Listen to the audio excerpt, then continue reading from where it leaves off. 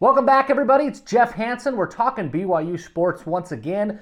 July 31st is a very, very big day. It is the beginning of BYU's training camp. We're not calling it fall camp anymore. It starts in frickin' July, for crying out loud. It's training camp. We're adopting NFL terms. BYU's training camp starts in just a few days on July 31. And I wrote about something on CougarSportsInsider.com earlier this week that I want to delve into a little bit more today here. And those are 5 of the biggest questions that I've got going into training camp. So these are 5 questions that ideally they get answered before training camp. But if they don't, right, I mean, ideally they get answered very, very quickly and early on in training camp. So let's get into it. This video, here's your warning. It may extend beyond the 10, 12 minutes that most of my videos are. This one might get a little bit long as we get into some of these questions.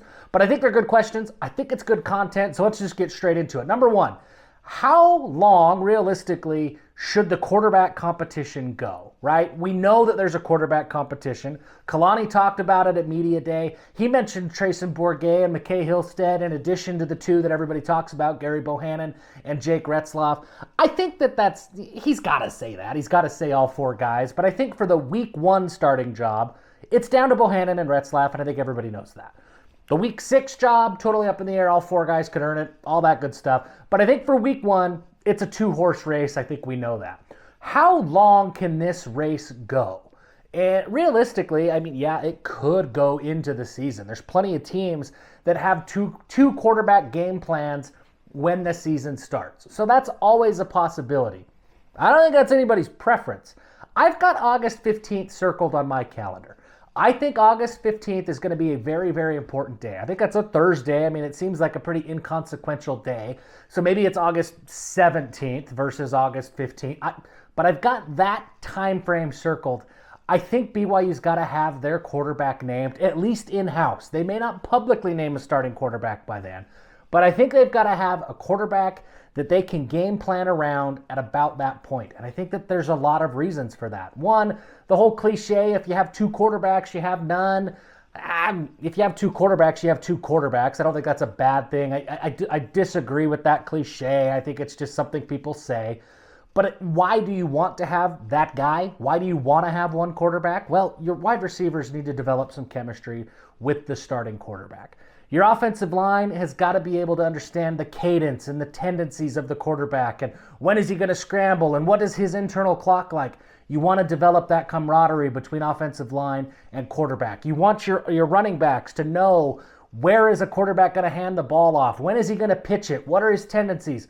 That's what BYU needs a couple of weeks for to develop, right? So I've got August 15th kind of circled so that the starters at every other position group on offense can start to move forward with the guy that they know they're going to go into battle with, right? I think that August 15th date is important. That gives 2 weeks worth of audition time for Retzlaff and Bohannon to make an impression and to show why they think or why they have earned the job, why they should be QB1.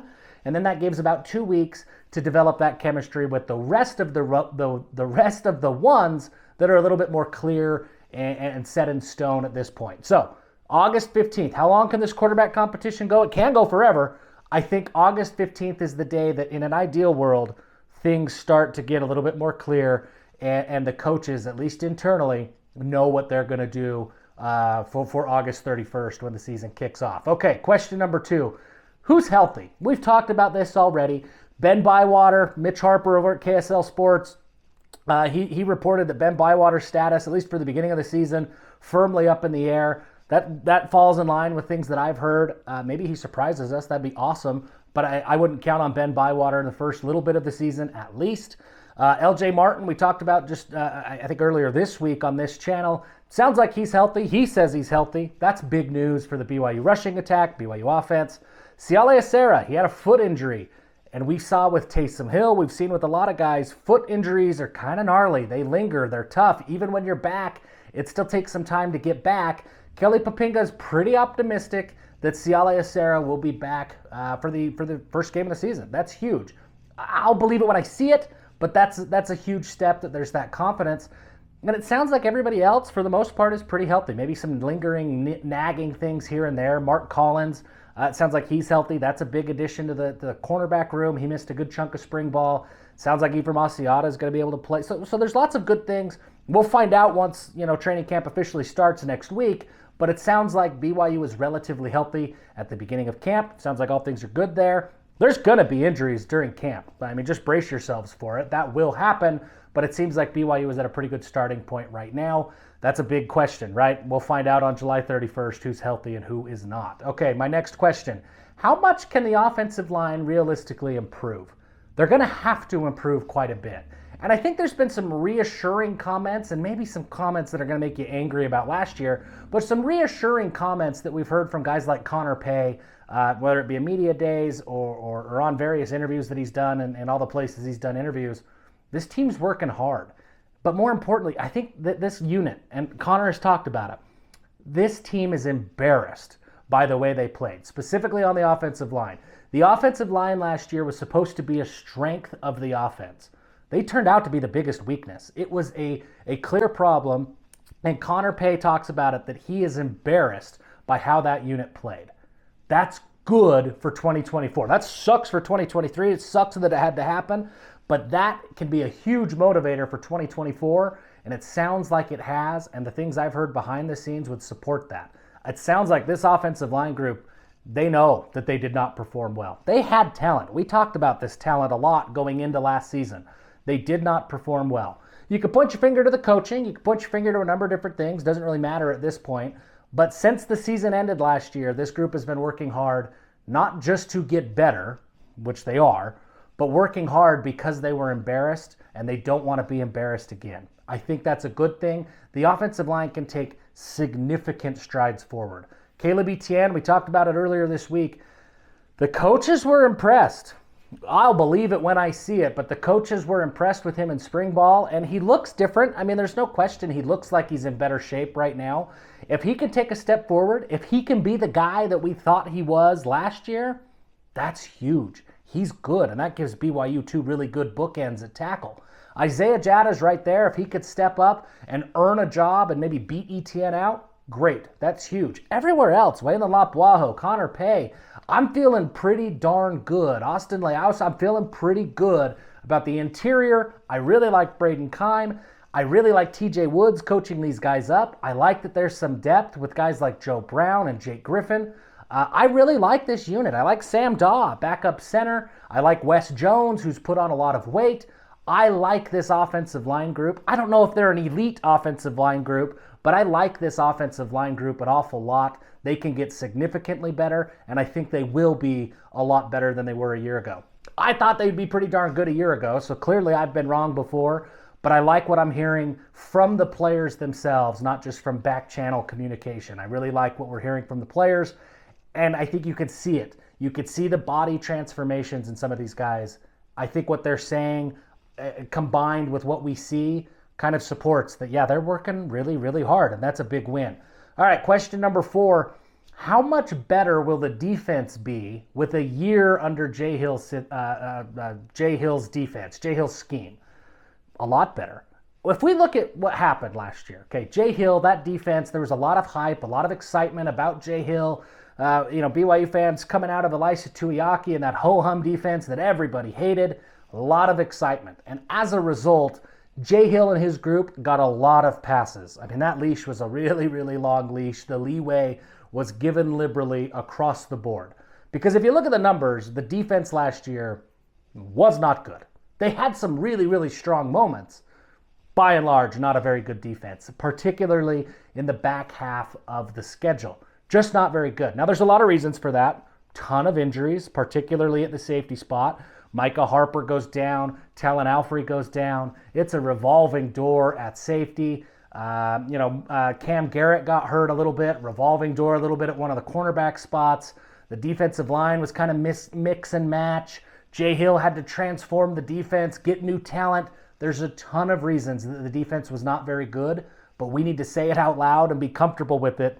The defense was not very good last year. They just weren't. They were sub 100 in just about every standard metric that's out there and sub 80 in just about every advanced metric that's out there. That's not a very good defense. This year, they've got a year's worth of familiarity. The coaches are familiar with this scheme, and Jay Hill's going to be able to reconcile his preferences with the capabilities of his players a lot better this year than he was able to do last year when everything was so new to everybody. I think this group can take a big, big step forward. They've also added a ton of talent that we talked about last week, or earlier this week. We talked about the edge rushers, Jack Kelly, Keeney Fonohema, all those guys. There's a lot of talent that's on the roster. A lot of it is young. If injuries happen, you're going to have to fall back on inexperience, but you're going to fall back on really, really talented players who happen to be inexperienced. Whereas last year, BYU had to fall back on guys who were walk-ons and maybe not as talented and also inexperienced. I think this year looks a lot different. I'm anxious to see what's a realistic expectation. This defense doesn't have enough talent yet to be a top 10 defense. I don't think they have enough talent to be a top 25 defense. But can they be a top 50 defense? Yes. I think that's really where they're at. And I think Jay Hill is a top 15, top 25 type defensive coordinator, but the talent's not quite there yet. I think it's still lagging a little bit. The experience will come. I'm looking at about the 50s. If BYU can get into that top 50 type defense, then I think that's a really, really good sign. That's kind of my barometer for success this year. Anything short of that will be a little disappointing. Anything better than that, obviously, that's a huge, huge win. Okay, the last question. Every team, every single week, you hear coaches talk about it. They want to know what that one thing is that they can do and they can repeat and they can rely on. That's their bread and butter. And then every coach in the country is looking for that one area of weakness of their opponent that they can exploit. So what is BYU's one thing that they can depend on every single game, every single play? When they need a big play, they got one thing. And what is that one area that everybody's going to try to exploit? For me, their strength, the short passing game. Look, there's a lot of question marks about the quarterback. We get that. But every quarterback on this roster has the ability to make that short throw. And I know before anybody comments about Jake Retzlaff and guys he can do it. Everybody on that roster can make the short throw. And BYU has enough talent at the wide receiver position to just get the ball in their hands and they will go make a play. Cody Epps can make plays. Darius Lassiter can make plays. Chase Roberts can make plays. They just got to get the ball in their hands. The short passing game, I think, is going to be a bread and butter of BYU's offense this year. That could look a lot of different things. We're talking the screen game, short pass routes, out routes, quick slants, lots of things. But the short passing game, I think, is what BYU's offense is going to do best this year. And early on, while everybody's kind of figuring out who they are, I think you're going to see a lot of that short passing game in Provo. What's the area of weakness that I think other teams are going to try to exploit? The run game, the run defense. BYU's run defense did not prove anything to anybody last year. They were not good. And BYU didn't add a bunch of interior defensive tackles that are going to make you think, okay, this has been addressed. They didn't add a bunch of inside linebackers that opposing coaches are going to see on film and go, okay, we've got to account for that guy. They're kind of rolling it back. It's a little bit of a gamble. They feel confident. I think there's plenty of reasons to feel confident that the interior defensive line will improve, that there's enough talent in the linebacker room, that the run defense will improve.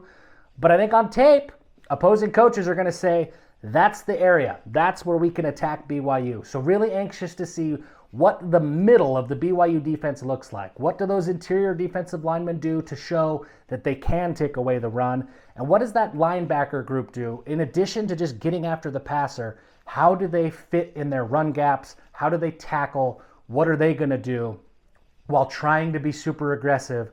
How are they going to maintain, gap integrity and all these things so that they're not getting gouged in the run game? I think that's what opponents are going to try to exploit early on.